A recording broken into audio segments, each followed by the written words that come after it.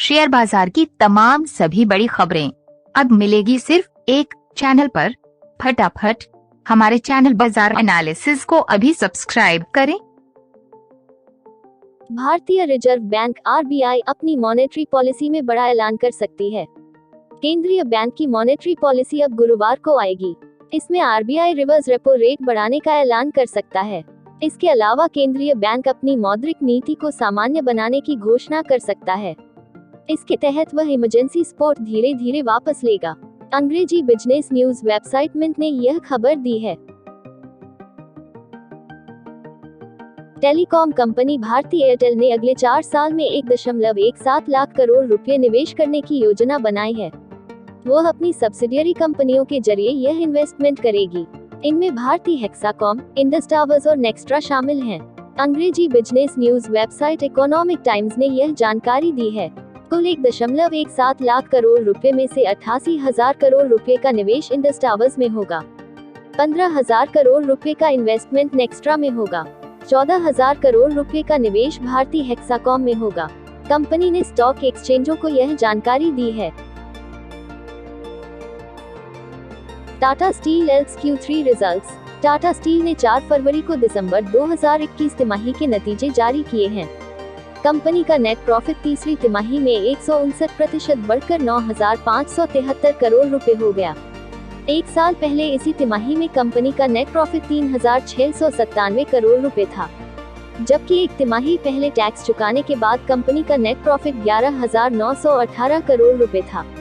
देश की सबसे बड़ी स्टील कंपनी की कंसोलिडेटेड रेवेन्यू तीसरी तिमाही में 45% बढ़कर 60,783 करोड़ रुपए रहा। पिछले साल की इसी तिमाही में कंपनी की कंसोलिडेटेड रेवेन्यू 41,935 करोड़ रुपए थी। दिसंबर 2021 तिमाही में स्टील की कीमतें बढ़ने का फायदा कंपनी को मिला था।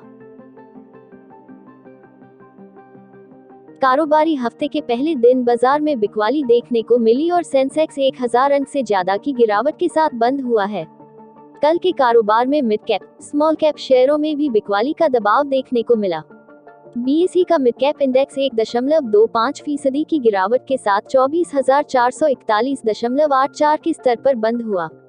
वहीं स्मॉल कैप इंडेक्स -0.75% टूटकर 29,480.13 के स्तर पर बंद हुआ। Tata consumer products, HDFC bank, HDFC life और बजाज फाइनेंस निफ्टी के टॉप लूजर रहे। वहीं power grid Corp, ONGC, NTPC, Shri cements और टाटा स्टील टॉप गेनर रहे। जिंदल स्टेनलेस लिमिटेड JSL का एकीकृत शुद्ध लाभ 31 दिसंबर 2021 को समाप्त चालू वित्त वर्ष की तीसरी तिमाही में 3 गुना होकर 441.78 करोड़ रुपए पर पहुंच गया। JSL ने सोमवार को शेयर बाजार को यह जानकारी दी। इससे पिछले वित्त वर्ष की अक्टूबर-दिसंबर तिमाही कंपनी ने 170.20 करोड़ रुपए का शुद्ध लाभ कमाया था। प्रमुख डिपॉजिटरी CDSL का एकीकृत शुद्ध लाभ चालू वित्त वर्ष की अक्टूबर-दिसंबर तिमाही में 55% बढ़कर 83.63 करोड़ रुपए पर पहुंच गया। Central depository services India CDSL ने सोमवार को एक बयान में कहा कि इससे पिछले वित्त वर्ष की तीसरी तिमाही में उसका शुद्ध लाभ 54.03 करोड़ रुपए था। राष्ट्रीय हरित अधिकरण NGT ने वेदांता समूह की फर्म हिंदुस्तान जिंक लिमिटेड पर राजस्थान के भीलवाड़ा जिले में पर्यावरण मानदंडों के उल्लंघन के लिए 25 करोड़ रुपए का जुर्माना लगाया है। अधिकरण ने कहा कि पर्यावरण कानून के उल्लंघन को हल्के में नहीं लिया जा सकता है, खास तौर से तब जबकि उल्लंघनकर्ता मौजूदा परियोजना प्रस्तावक PP हैं और पीड़ित गरीब ग्रामीण हैं। SBI Q3 results. अच्छे नतीजों से SBI का शेयर 2% से ज्यादा चढ़ा है। दूसरे सरकारी बैंकों में भी तगड़ी खरीदारी देखने को मिली है। बता दें कि स्टेट बैंक ऑफ इंडिया ने दिसंबर में समाप्त तिमाही के दौरान सालाना आधार पर 62% की बढ़ोतरी के साथ 8,431.9 करोड़ रुपए का नेट प्रॉफिट दर्ज किया, जबकि बीते साल की समान तिमाही में उसे 5,196.22 करोड़ रुपए का प्रॉफिट हुआ था। हालांकि बैंक का नेट प्रॉफिट एनालिस्ट्स के 7,957.4 करोड़ रुपए के अनुमान से भी ज्यादा है। SBI द्वारा शनिवार 5 फरवरी को जारी नतीजों के मुताबिक चालू वित्त वर्ष की तीसरी तिमाही में उसकी इंटरेस्ट इनकम 6.5% बढ़कर 30,687 करोड़ रुपए हो गई, जो बाजार के 30,687 करोड़ रुपए के अनुमान से कम है। हालांकि नेट इंटरेस्ट मार्जिन सालाना आधार पर 6 बेसिस प्वाइंट बढ़कर 3.4% हो गया, जो उम्मीद के अनुरूप रहा। अदानी विल्मर के आईपीओ की लिस्टिंग की तारीख तेजी से करीब आ रही है और इसके साथ ही निवेशकों के दिल की धड़कन भी बढ़ती जा रही है।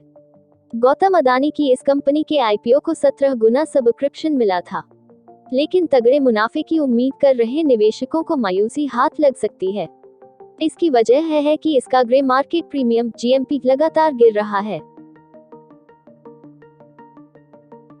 ONGC shares oil and natural gas corporation के शेयरों में पिछले महीने 12% की मजबूती दर्ज की गई है।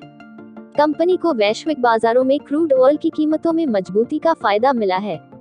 बीते 30 दिनों में ग्लोबल क्रूड ऑयल की कीमतों में 14% से ज्यादा की मजबूती दर्ज की गई। वहीं ट्रेडर्स डिमांड में आगे भी बढ़ोतरी की उम्मीद कर रहे हैं और सप्लाई बढ़ना मुश्किल लग रही है। एसबीआई स्टॉक प्राइस दिसंबर तिमाही के नतीजों के बाद सरकारी क्षेत्र के सबसे बड़े बैंक एसबीआई के शेयरों में शानदार तेजी है। आज के कारोबार में शेयर सेंसेक्स 30 के टॉप गेनर्स में हैं। एसबीआई में 2% से ज्यादा तेजी है और यह 545 रुपये के भाव पर पहुंच गया है, जबकि शुक्रवार को शेयर 530 रुपये पर बंद हुआ था। असल में दिसंबर तिमाही एसबीआई के लिए मजबूत रही है। इस दौरान बैंक को रिकॉर्ड तिमाही मुनाफा हुआ है। बैंक का मुनाफा 62% बढ़कर 8,432 करोड़ रुपए रहा। ब्रोकरेज हाउस का कहना है कि बैंक ने तिमाही दर तिमाही शानदार प्रदर्शन किया है। एसेट क्वालिटी लगातार बेहतर होती जा रही है। लोन ग्रोथ में मोमेंटम बना हुआ है। आगे इकोनॉमिक रिकवरी का भी इसे जम। एसबीआई तिमाही नतीजों के बाद बना सेंसेक्स 30 का टॉप गेनर। स्टॉक पर दिग्गज ब्रोकरेज हाउस हुए बुलिश। चेक करें टारगेट कर फायदा मिलने वाला है। एचजी इंफ्रा इंजीनियरिंग लिमिटेड के शेयर सोमवार को 5% से अधिक की तेजी के साथ बंद हुए। कंपनी के शेयरों में यह उछाल इसके दिसंबर तिमाही के नतीजों के ऐलान के बाद आया है, जो मार्केट एनालिस्टों की उम्मीद के मुताबिक रहा है। एचजी इंफ्रा का रेवेन्यू दिसंबर तिमाही में सालाना आधार पर 24.7% बढ़कर 915.6 करोड़ पर पहुंच गया। कंपनी के मजबूत ऑर्डर बुक और प्रोजेक्ट को पूरा करने की गति बढ़ने से उसे रेवेन्यू बढ़ाने में मदद मिली। ब्रोकरेज और रिसर्च फर्म आईसीआईसीआई सिक्योरिटीज ने भी इन वजहों के चलते स्टॉक को बाय रेटिंग दिया है। सार्वजनिक क्षेत्र के यूनियन बैंक ऑफ इंडिया ने सोमवार को बताया कि 31 दिसंबर 2021 को समाप्त चालू वित्त वर्ष की तीसरी तिमाही में उसका शुद्ध लाभ 49% बढ़कर 1085 करोड़ रुपए हो गया। बैंक को पिछले वित्त वर्ष की इसी तिमाही में 727 करोड़ रुपए का शुद्ध लाभ हुआ था। यूनियन बैंक ऑफ इंडिया ने शेयर बाजार को बताया कि 2021-22 की अक्टूबर-दिसंबर तिमाही के दौरान उसकी कुल आय घटकर 19,453.74 करोड़ रुपए रह गई, जो इससे पिछले वित्त वर्ष की समान अवधि में 20,102.84 करोड़ रुपए थी। इंडियन बैंक का एकल शुद्ध लाभ चालू वित्त वर्ष की अक्टूबर-दिसंबर की तीसरी तिमाही में एकल आधार पर 34% बढ़कर 689.73 करोड़ रुपए पर पहुंच गया। इससे पिछले वित्त वर्ष की तीसरी तिमाही में बैंक ने 514.28 करोड़ रुपए का शुद्ध लाभ कमाया था। Thanks for watching. Share market से जुड़ी ताज़ा जानकारी और डेली मार्केट एनालिसिस के लिए हमारे चैनल बाजार एनालिसिस के सब्सक्राइब बटन और बेल आइकॉन को दबाना ना भूलें। धन्यवाद।